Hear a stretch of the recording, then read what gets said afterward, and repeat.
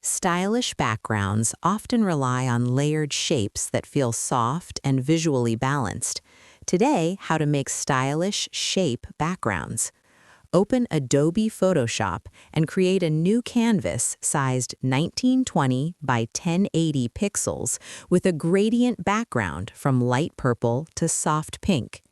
Select the Ellipse tool and draw a large blurred circle in a bright magenta color. Then reduce its opacity to around 60%. Now duplicate it and place the copy on another side using a different color like cyan. Switch to the Rectangle tool and add a few diagonal bars with low opacity to introduce structure. Choose the Polygon